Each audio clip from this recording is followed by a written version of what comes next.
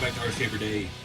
So, taking a break from square bodies for a little bit. Been just swamped doing this stuff with these shop truck kits and the release of the new RC 4-Drive Scottsdale. I like these little 1/18 scale. These are the 1RC Racing. They've got every class of basically dirt oval or asphalt oval kind of cars. Grew up going to see those out at Devil's Bowl in Mesquite, Texas. My dad used to take me out there, and we used to actually live close enough to it. I'd be in the backyard in the evenings and hear them running. Always fun to go out to see the sprint cars, and I always liked the, what did they call them? I always called them the beater class because it was the ones that still had Camaro bodies and things, and they get out there and beat each other up. They were a little bit slower, but anywho, these are cool. These little cars are so scale. I built a late model, I believe that's what it was, yeah, late model a while back on the channel. Painted the body. I was going to my local hobby shop down here in White House, Texas, called Shaka Hobbies, and I went out there and raced once. I'm not a very good driver. I just liked these little cars. They're just so dang cool. But I went out there and raced and had some fun. And then now Jeremy's got his shop in Kentucky, so when I go up there, he's got a track in his shop, and it's taken off there as well. These are a good, affordable way to get into racing, and lots of local shops are doing it. It's these and Mini Z's are kind of the big craze around here. I've got some Mini Z's, not that good at driving those. These are a little bit more manageable. Lots of different classes and things. Even my local shop, they just recently moved down here, Shaka Hobbies, and they've got a huge facility. And they're setting up, they haven't got their tracks quite running yet. I think we'll be going back in April to see their grand reopening at their new facility. But they've got an awesome setup. If you're out here in East Texas near Tyler, it's worth taking the trip to. That's where I went and picked this up at. So yeah, out at Jeremy's shop for his grand opening in Kentucky, I sold my late model to my buddy Austin. Jeremy opened one of these and used it as like the shop car, the Asphalt modified, and it handled like a dream. They're all unique and different. The chassis are actually different between the two, or between all of them basically. I think the NASCAR, or they call it the one that looks like a NASCAR full body, is the same chassis as the late model. I may be wrong, there may be some differences with that, but other than the bumper, it looked pretty much the same. But these are pretty cool. These are offset, and it just handled really good. He had some grippy tires on it. But it depends too on where you race. Like I watched Austin set up my car, and he turned it. I thought mine was set up pretty good, and he turned it into a gripping machine just while we were there hanging out the grand opening night. So I knew that one was in good hands. But I didn't want to paint one again. That was a lot of work, and that was actually one of my better Lexan paint jobs. So this one we're going to wrap. There's a guy on eBay, I guess it's this JSD, Just Signs and Designs. He makes pretty much almost any NASCAR type or Days of Thunder, Ricky Bobby. He makes all these wraps for the 1/18 scale 1RC cars. And he's got versions for each body style, and that's what we're going to look at doing today. I don't know, these are a 3M vinyl. These are similar to like what I actually used to put on locomotives when I worked for GE briefly, back 8 or so years ago. Not quite as thick and not reflective, but high quality vinyl wrap. We've got to do it for Dale. He had a picture, some of the cars he just has a picture of these, of the parts. Some of them he actually has a picture of it on there, and he had one of these with the Dale wrap on it, and it looked fantastic. So I got a black base to start with. These are available in red, black, and clear. I figured black base would be the best to hide any bad edges that I do. It even has a piece to wrap the inside. I don't know if we'll do that or not. Depends on how far we got to take this thing apart. So let's get this thing opened up, and I'll tell you more about it, because these are just cool. I love it. One thing, like it varies so much track to track too. So Jeremy's track was brand new carpet, and it was super slick. And it was just kind of a fine like office carpet, just cheap stuff. It actually worked as a good drift track too. But now they've been racing on it for a few months since he's been open, and it's getting rubber built up on it, and it's starting to handle differently. And then I went down to Shaka Hobbies' new shop, and the carpet they're using is almost like a super fine Velcro. And they were saying that they all had to switch back to their stock tires to be able to get grip, because they were getting too much grip. They said the midgets in the sprint cars were riding wheelies out of the turn straight into the wall. So it all depends on, it's neat. And they have all this stuff, all the shops that race these. You walk in there and they've got walls of tires, walls of springs, shocks, spacers. You can adjust the axle widths and offsets and everything. There's class rules and stuff like that as well, but it's just really neat way to get into racing. Like this was 219. Some of them are 209, some of them are 200. Depends on where you go and which car you're looking at. But comes ready to run out of the box with a battery, a wall charger, or a USB charger, and a good size remote, full ball bearings, standalone ESC and servo, 8700 kilovolt or kV brushless motor, a little 230 nickel metal battery. All your electronics are here, your receiver ESC combo, and your battery fits into here. It's not plugged in. Pull that out. Don't need to charge it right now because I'm not going to be racing for a minute. But yeah, these are just cool little cars. I think the late model had a little bit more of an engine in it, other than just the breather and the headers. Ball bearings. These are great little things, man. It handles so good. This one, that's why when I drove it at Jeremy's, like, all right, I want one of these. The late model is a different animal. It's full fendered, covers all the tires, and it's a little.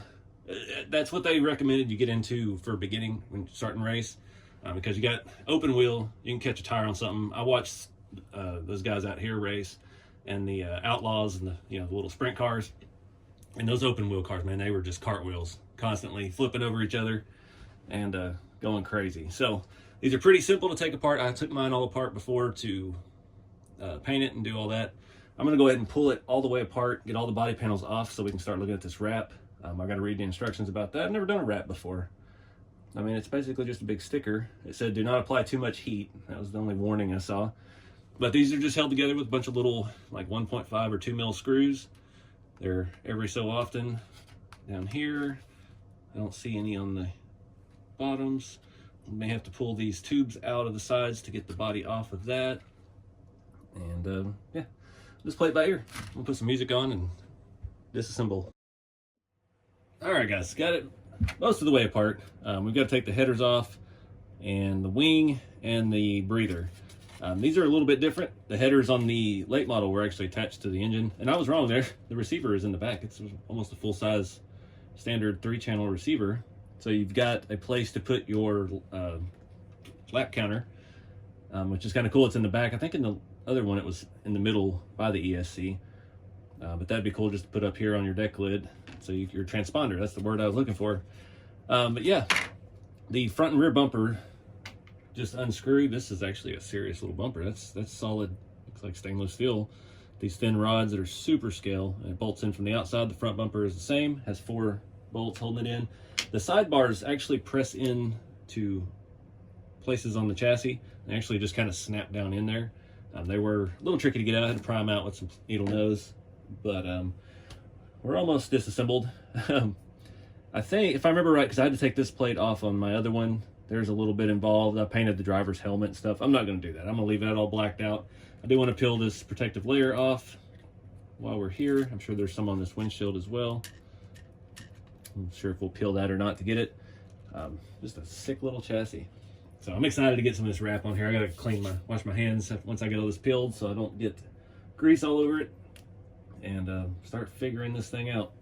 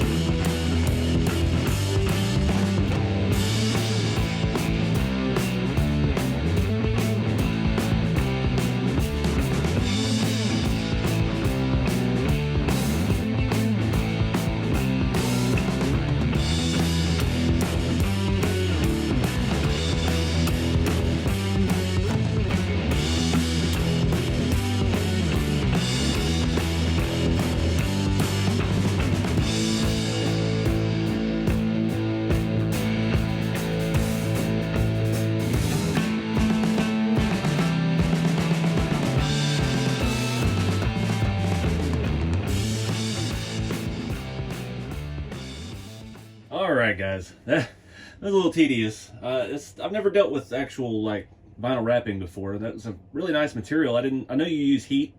I didn't know when to do it. The first panel I did was the back end, and it's got a few bubbles in it. Didn't come out perfect. Then I did this side. Yeah. With the heat, it stretches, so you've got to be careful. Like, it has holes for the 3 header bolts and the holes for the bars to mount, and I didn't take that into consideration on the first one. You can see, well, you might not be able to see because it's so small. There's a little, they're already pre-cut partially. Yeah, just takes a little bit of work. The hood was probably the most complicated because of the cowl. I just based it off of the hole for the intake and started working my way down, and then did the wing pieces. Because I started with a black body, I was able to cut a few other things off. It does have pieces that go down the A-pillars, and I just cut those level with the windshield because it's already all black, and I didn't get that lined up as perfect as I'd hoped. Also on the cowl, I cut across there because it was overlapping the window a little bit, and I didn't want to fool with that. This side, there's one little blister in it back here where the pre-cut circle for one of these holes got stuck on the inside, and there was no getting that off. But other than that, it came out pretty good. I mean, it's a race car. It's not going to be winning any trophies, but I'm happy enough with it. The material's nice and smooth. The roof came out pretty good. There's a few little bubbles in it, nothing major. So yeah, it's been a long time. The only experience I have with vinyl wraps or graphics of this nature were the locomotive graphics when I worked at GE doing locomotives, and yeah, those were so thick. Those were probably 3 mil thick. They had reflective in them and all kinds of stuff, so they didn't stretch and give like this does. So it was definitely a learning experience. But this is an awesome little car. The sidebars just push back in and kind of lock into place. It's really neat. That rear bumper is so solid. All the holes and everything lined back up when I put it back together. I mentioned earlier, I think I mentioned it again, but the receiver's in the back underneath this. You take those 2 screws out, that little flap comes off, so you can add your transponder in and out easily. Really neat design. These things are just, wow, that front bumper is actually pretty stout little piece. It's all like brazed or something. I don't know how they make it that small, but really cool. These, again, I don't have the sheet with me. I said it earlier in the video. They're on eBay. If you just search 1/18 or 1RC Racing Wrap, there's hundreds of them that come up for all the different body styles, even the midgets and the Indy cars, the NASCAR style, all the offset cars like this. It's really neat. They had a lot of stuff to choose from. Yeah, so now what's left is to get out and actually run this thing and try to set it up a little bit. I had help the first one on my late model when I went and raced out here at Shaka Hobbies. Kenneth helped me set it up, tweak the shocks a little bit, fine-tune those, and I was doing a whole lot better on their carpet track at the time. Like I said, their new surface is very tacky, so these tires may actually do well. These are very grippy slicks, so we'll see how it goes. Jeremy's track, I don't know what condition it's in anymore. He said it was getting grip because of all the use, so they were using the little or what you call them, little nub tires on everything, and man, it was just awesome. When I was there, it was great. So, but now he said it's getting more tacked on the track, so that they may be switching back to stock tires as well. But these things are cool. Check out 1RC Racing. This is not a sponsored video by any means. I just like this stuff. All my local shops race these now, and it's just a great way to get into RC for a much more reasonable price, especially if you're into the racing. Like I said, I'm no racer. I'm no Dale Earnhardt, but it sure does look good. But it's a blast to get out and do. So, guys, get out there and do something fun with the hobby. Keep it scale, even if it's a 18th scale race car. These things are just so cool. Can't beat that little rear end. But anyways, get out there and have some fun, guys. I'll see y'all in the next video.